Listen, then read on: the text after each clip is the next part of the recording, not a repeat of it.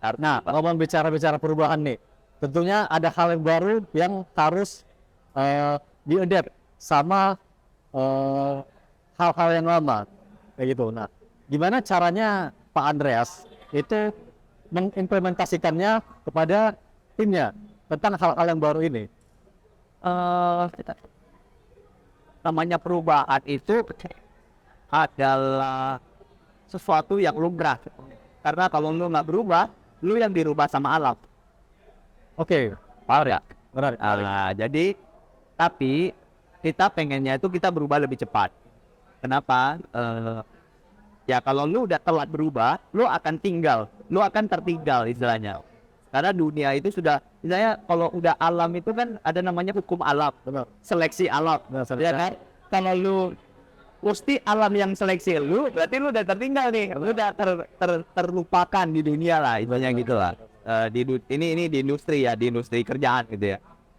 Nah, lu mau menjadi orang yang peka terhadap perubahan, itu memang kunci orang bisa sukses, bahwa adaptasi terhadap perubahan.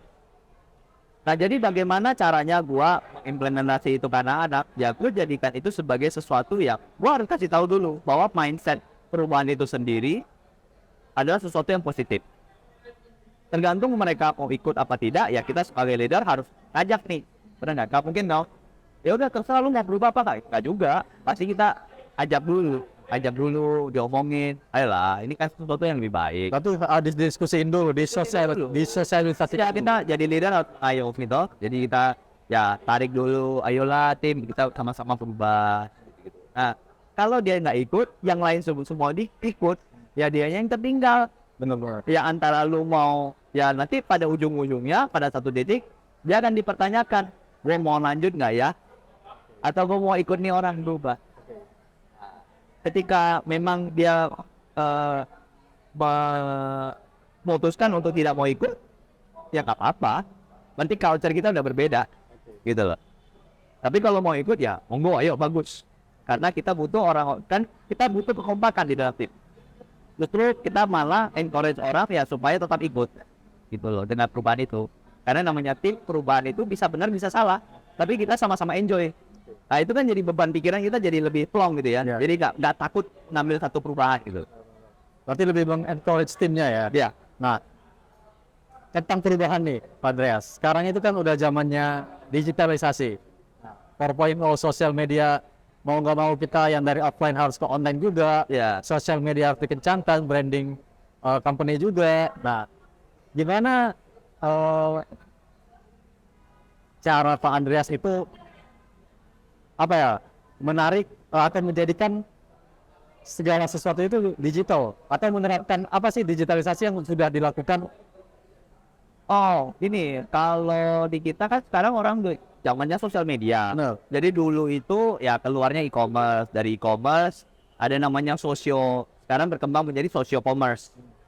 Nah, ya socio commerce itu contohnya sekarang TikTok, orang udah mulai jualan.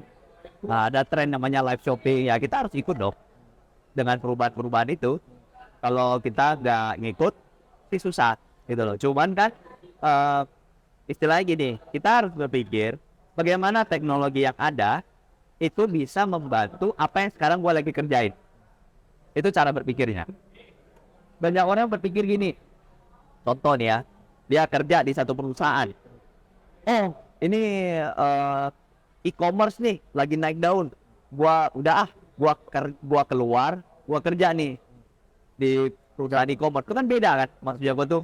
Itu tuh dua lini yang berbeda maksudnya gua. Eh, Harusnya adalah kita nih kita lagi kerja di sini, kita lagi ngerjain retail nih. Ya jualan barang. Bagaimana caranya gua menjual barang dengan cara yang berbeda dengan memakai digital. Oke. Bukan gua ngebangun company digital karena ini lagi happening. Kebanyakan tuh membangun satu company atau membangun satu bisnis atau usaha itu memang susah, itu different kind of game. Oke. Cuman lu bagaimana temukan cara, gimana cara nyambungnya, itu loh.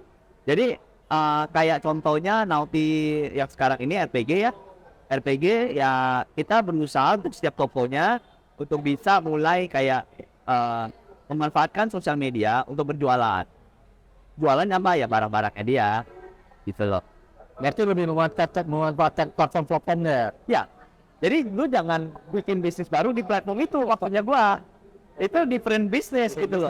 Mending lu pakai platform itu untuk jualan apapun yang ada di lu. Ya, ya. Ya, sekarang barang-barang itu kan jalan. Iya, barang toko kan banyak. Lu tinggal jualan aja apapun itu. Ya nggak sih? Gitu sih. Soalnya lu kalau bikin bisnis baru untuk bikin satu mungkin di jualan di salah satu platform marketplace itu kayak bisnis yang berbeda sih. Lu akan bleeding juga gitu loh. Mending lu sekarang ya lu punya kehebatan apa? Di enhance, di upgrade.